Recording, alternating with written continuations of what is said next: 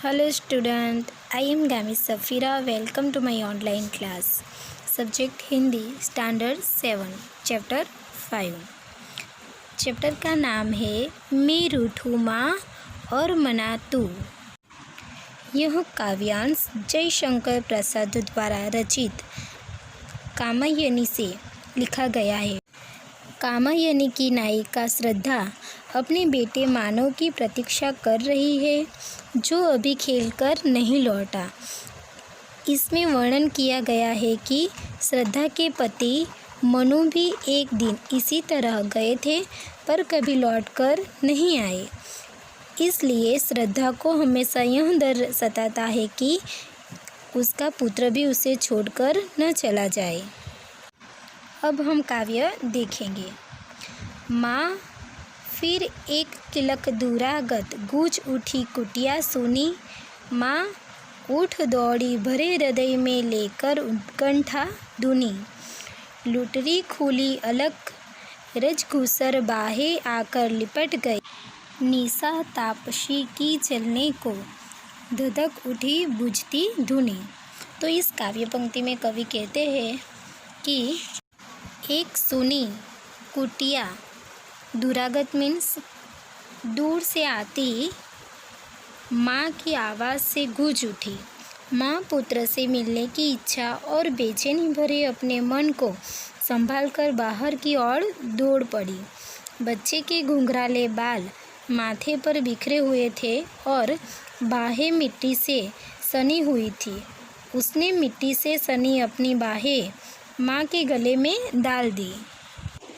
यहाँ क्या हुआ कि माँ पुत्र से मिलने की जो इच्छा थी और बेचैन होकर अपने मन को संभालकर बाहर की ओर दौड़ पड़ी और बच्चे के जो लुटरी यानी जो घुंघराले बाल थे उन पर जो बिखरी हुई मिट्टी थी तो वो मिट्टी से सनी हुई थी।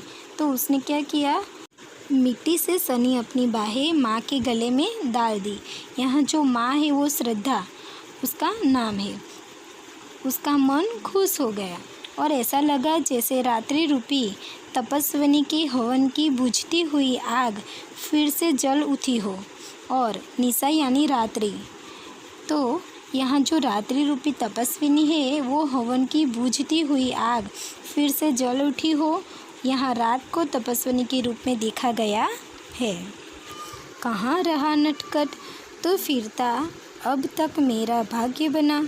अरे पिता के प्रतिनिधि तूने भी सुख दुख तो दिया धगना। चंचल तू वंचर मृग बनकर भरता है चौकड़ी कहीं। मैं डरती तू रूठ न जाए करती कैसे तुझे मना। इस काव्य पंक्ति में कवि कहते हैं माँ अपने बेटे से पूछती है कि नटखट बालक तू अब तक कहाँ रहा। तू ही तो मेरे जीवन की खुशी है, यानी तू फिरता अब तक मेरा भाग्य बना। तू ही तो मेरे जीवन की खुशी है, तू ही तो मेरा भविष्य है। अरे पिता के प्रतिनिधि यानी पिता के समान ही तूने भी मुझे सुख और दुख दोनों बहुत दिए हैं। तू बहुत चंचल है और वन में घूमने वाले हिरन के समान न जाने तू कहाँ कहाँ घूमता रहता है और मैं चिंता में पड़ जाती हूँ। मेरे बेटे तू रूठ जाएगा इस डर से मैं तुझे जाने के लिए मना भी नहीं करती। माँ बालक को जंगली हिरन के रूप में दौड़ने वाला कह रही है। देखो इस पंक्ति में हमें पता चलता है कि माँ अपने बेटे से कितना प्यार करती है और वो अपने बेटे को क्या कहती है कि तू ही तो मेरा भविष्य है और तू ही तो सुख और दुख दोनों तूने मुझे दिए हैं और तू अपने पिता का प्रतिनिधि है। जैसे वन में घूमने वाले हिरन के समान तू यहाँ वहाँ घूमता रहता है और मुझे बहुत चिंता होती है।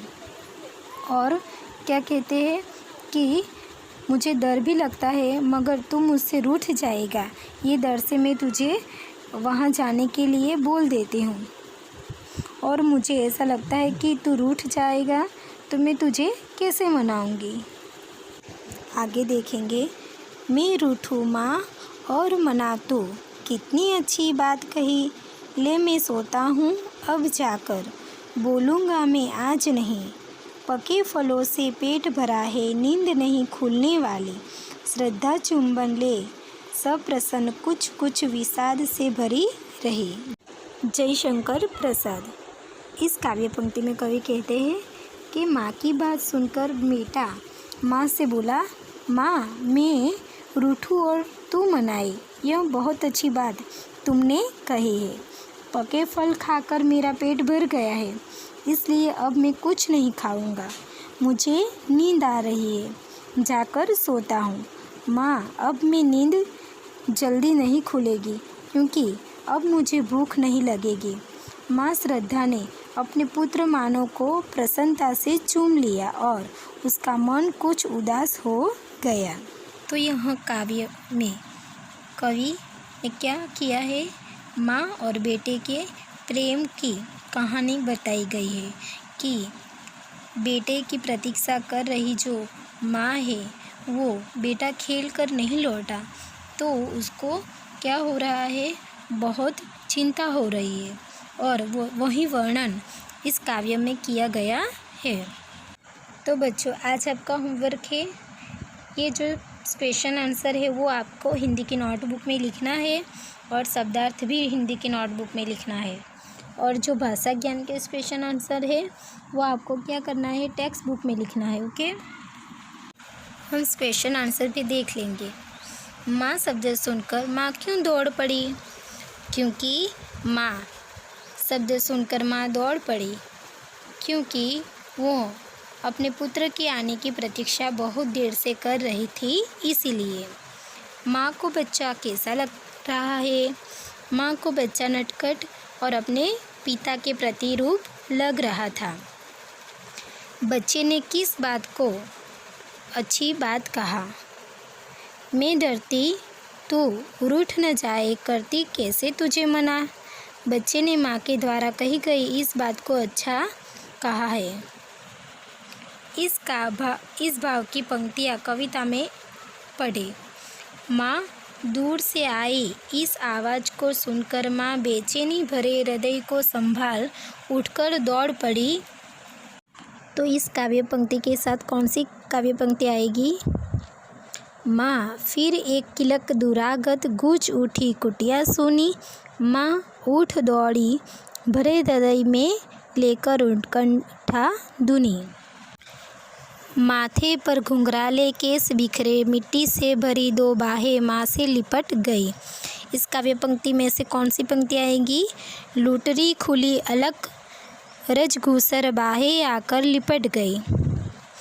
थर्ड, उदास मन वाली उस तपस्विनी का हृदय ममता से भर उठा। निशा तापसी की जलन को धधक उठी बुझती धुनी। नेक्स्ट क्वेश्चन देखेंगे। मना शब्द का प्रयोग कविता में दो विभिन्न अर्थों में आया है।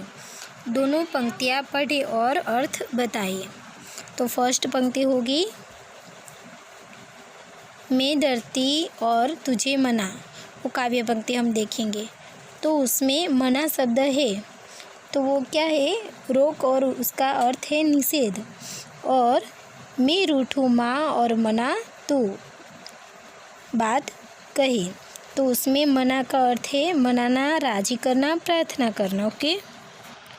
बालक के लौट आने पर माँ को कैसा लगा?